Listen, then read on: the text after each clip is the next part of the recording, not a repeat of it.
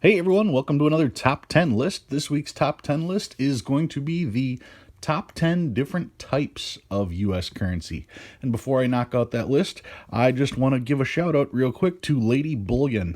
For those of you who don't watch, Lady Bullion every Sunday has an incredible show. It goes for about 2 hours. It starts at 4 p.m. Eastern. They do lots of giveaways. I was lucky enough to win the last round of the year, Lady Bullion Shine On 2020. It's a limited number of these copper rounds. You can see the certificate that comes with it. The 2020 round, they only minted 94. This one is number 92, so I will be keeping all this stuff together. Just wanted to say thank you once again, Lady Bullion. I did receive your package, and those of you watching me, make sure to tune in to her show on Sunday. All right, so what do I have this week? Like I said, the top 10 different types of U.S. currency. I do have a couple honorable mentions, and I'm going to knock those out first. First honorable mention, these are emergency notes from World War II. And the reason why these are under the honorable mention list is because, well, this one's a silver certificate, this one's a Federal Reserve note. So they're two different types of notes, even though they were both put out as emergency currency for World War II. And because they're two different types in and of themselves, I can't really put them together in this particular set because they are two different types. So I'm not going to call emergency currency a specific type because they aren't. But they still get an honorable mention. Another honorable mention, this is an obsolete banknote. By obsolete banknote, it means that the bank is now obsolete as well as the currency itself. This is my infamous $3 bill. Yes, it's a real $3 bill. $3 bill, this was from 1854, if I remember correctly. But this was not put out by the federal government. This was put out by an individual bank. So since it wasn't backed by the government, I can't really call it a U.S. type of note. It's simply an obsolete banknote. It's pretty much no different than if you were to write a check. That's all this is basically a pre-written check from that particular bank. They're the ones saying that it's good. So yeah, can't count obsolete notes. And the other type of note that is on my honorable mention list is Confederate notes, Confederate States of America. These were obviously not from the United States of America. So because it's not a U.S. note, it's a Confederate States note, I can't really include Confederate notes in the listing as well. Like I said, it is a type, but it's not a type of U.S. currency. It's a type of Confederate States currency. So those are my honorable mentions. So where am I going to start my list this week? Well, at number 10, we are going with a Federal Reserve note. Federal Reserve notes are what we use nowadays. Every bill in your pocket is a Federal Reserve note. Federal Reserve notes are generally going to have a green seal on them. Generally speaking, of course.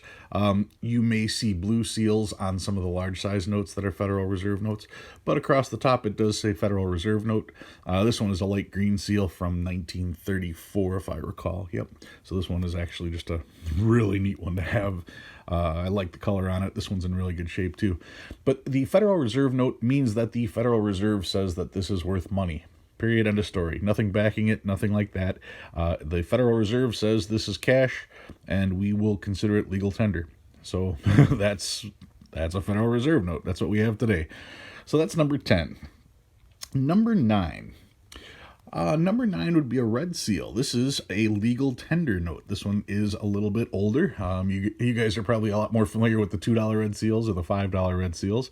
Here's a $10 red seal legal tender note. You can see right on the top. Legal tenders are also known as United States notes. So United States note or legal tender note. And the fine print on there will say that it is legal tender. This particular one is 1901. $10 legal tender. Take a quick peek at the back here. Now, what makes a legal tender note? Well, just that. There is a legal process, which would be a law passed. The law authorized so much money to be used as legal tender, and that would be backed by bonds or something to that effect. But the law had to have been passed to give these any value whatsoever. Now, there's been debate with a couple people on in my comments section as to whether or not this is still legal tender. And well, technically, it's a legal tender note. That's the type of note that it is. But is it spendable? That's the question. And if you look at the website, the generic website for the government currency or U.S. currency says that it's still spendable. However, it also says that the law was repealed in 1997. So if they repealed the law that made these legal, then they're not legal, right? I mean, if a law gave them the power and there is no longer that law, then they have no power. So they are just paper. But anybody having any problem with that, I will buy every single one of these for $10 that you have. If you have a $10 legal tender from 1901, I will give you $10 for it. So if you want to spend it with me. I'll give you $10. Number 8. Number 8, we're moving to, this is an 1899 silver certificate. Yeah, silver certificate. That would be number 8. Silver certificates were backed by silver. There was an amount of silver set aside in the Treasury so that these notes were backed. Silver certificates generally have the blue seal on there or blue number here. The blue serial number is where that was going to go. This one here is a Black Eagle from 1899. Just a cool looking note. I like using this particular one. The 1899 Black Eagle silver certificate. Now, like I said, silver certificates were backed by silver. Everybody likes to say, oh, they were redeemable in silver. Well, no, any note was redeemable in silver because a dollar coin was made of silver. 4 quarters were made of silver. You could cash in any note you wanted to get silver. The thing that made this note valuable was that there was this much silver set aside in the Treasury to make it worth what it is. So that's a silver certificate. Number 7. If you can have a silver certificate, you can also have a gold certificate. This is a 1922 gold certificate, $20 gold certificate. Now, once again, like the silver certificate, this note represents an amount of gold that was put away by the Treasury. So however much was in the Treasury, that's how much they could print worth of these notes to put in circulation. That is how this ends up getting its name. Once again, you're going to see all kinds of different things on other bills saying that the note is redeemable in gold. Like I said with the silver certificate, all notes were redeemable in silver, all notes were redeemable in gold. In 1922, we had a $20 gold coin. You could bring 20 $1 bills and get a $20 gold coin. That would thus be redeemable in gold. This is called a gold certificate because there wasn't a law that made this into money. It was the fact that there was gold in the reserve represented by this bill. That's what made this valuable. Not like a Federal Reserve where they just said, "Here's your money." Not like a legal tender where they passed a law saying this is going to be money. This was backed by gold. So that's the gold certificate.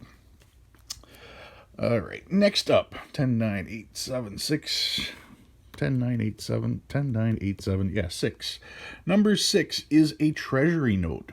This particular one's an 1891 Treasury note for $1.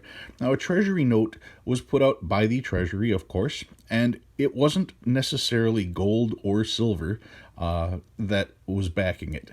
It was precious metal that was backing this. You can see right here, United States of America will pay $1 in coin. It doesn't say in gold. It doesn't say in silver. It says $1 in coin. So this was backed by precious metal. It was just a matter of whether it was gold or silver or anything else for that matter. Could have been platinum, could have been copper, could have been all kinds of different things. But this was just used specifically as a Treasury note for that had any type of metal backing it. So that was put out by the Treasury Department in and of itself. Take a quick peek at the back. Now, this was from 1890. This particular one's 1891. 1890 and 1891 are the two main years that you're going to find Treasury notes for. Number 5, another type of note that you're going to see. Well, actually, you may not see. You may not be aware of these. This is called a compound interest treasury note. You can see the date on this particular one, 1864, August 15th, 1864. This, of course, is a reproduction. Now, compound interest treasury notes, these could be spendable, but these were also kind of like bonds as well. You can see on the back, here's how the interest rate went. 6 months interest would be worth 60 cents, so the note would be worth $20.60 after a year, after 18 months, and so on down the line. So it had the actual redemption value right on the back. So that's something you don't get a chance to see. I'll just zoom in real quick so you can check out all that stuff. The sum of $23.88 will be paid to the bearer for principal and interest at maturity of the note, the year from the date. So yeah, there's the date right there. And yeah, that is a compound interest note. Now, obviously, there aren't very many of these out there because as a compound interest, that means you're getting interest on your interest as well. That's compounding the interest. People were eager to cash these in. Imagine having a compound interest note now. 1864, you're talking 1964, that's 100 years, 156 years, 166 years basically of compounding interest. Yeah, that would be worth a ton. So those are the compound interest notes. You're probably not going to see any of those around. All right, next up, I've got fractionals. Now, during the Civil War, it was very difficult for people to get their hands on change. And with change at a premium, they still needed small change because things didn't cost as much as they do now. So it was very important for them to have change for people. So what they did was they used the post office to print postal currency, and that then became known as fractional currency. So this particular one is 3 cents. You can see how the postage stamp 3 cents, and also the size wise, it's also pretty small in comparison. So yeah, 3 cents here. This one's 25 cents. They made, or 10 cents. They made them in all different denominations. They did not make pennies. 3 cents was the smallest that they made. Normally you'd see 5, 10, 25, or 50 cent fractional currencies. But these were throughout the Civil War and all the way up until 1875 before they were actually able to get change with any regularity back into circulation. So that's the next one. 10, 9, 8, 7, 6, 5. Number 4. Number 3. Number 3, I am going with national currency. This is Federal Reserve Bank. This is a Federal Reserve Bank note. That's what this is. This is from one of the 12 Federal Reserve banks. There are 12 of them. Every note that you're going to see is going to have a number on it, like this particular one, Federal Reserve. Has the number 9. 9, the corresponding letter is I. I represents Minneapolis, Minnesota. So this was distributed by the Federal Reserve Bank of Minneapolis. However, there was a time when the Federal Reserve banks were actually backing the money that they were putting out. So this is one of those instances. You can see right up on top, series of 1929, Federal Reserve Bank of Chicago will pay the bearer on demand $100. It doesn't say that the Treasury would pay it doesn't say that the U.S. government would pay. It says the Federal Reserve Bank of Chicago will pay. So that is national currency from a Federal Reserve Bank. Federal Reserve Bank note for $100. The back looks just like normal notes would.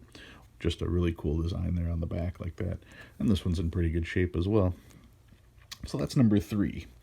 Now, number 2, if that is a Federal Reserve Bank note, there is one other form of national currency, and that would be the national bank note. Not the Federal Reserve Bank, but a national bank. What would happen is that the government would send out people to check out banks and make sure that they were solvent, and if they were, they would be given a charter number and were able to declare themselves national banks. So what would happen is they would be issued a charter number like this, and they would then be able to put money on deposit with the treasurer. And however much they put there, they were able to have money printed with their particular bank's name on it, because that particular bank was the one guaranteeing the money. So much like the Federal Reserve banks would back Federal Reserve bank notes, the national bank notes were backed by national banks. So it was very important for your bank to be the first bank in your given town to be given national bank status. That is how you would get the first national bank of your town. This particular one is the Lazy Deuce from 1862, the very first charter of national bank notes. So that's the difference between a Federal Reserve bank note and a national bank note. So what did I go with for number one? Well, for number one, I actually have two separate types of notes, but they get piled together a lot, so that I did the same thing. The first would be what's called colonial currency. Colonial currency was put together by the colonies themselves. You can see the date on this particular note is 1770. 1770. This is a $50 note from 1770. And since all we had at the time were the colonies themselves, this is not U.S. currency, it is colonial currency for use in the colonies themselves. Now, this particular one was mounted on a piece of cardboard. It's in very rough shape, but it's still pretty cool, so I wanted to make sure I had one of those. Now, this would be considered continental currency, put together by the Continental Congress. Now, if you take a quick peek at this one, you can see the date right here. That would be the 14th of January, 1779.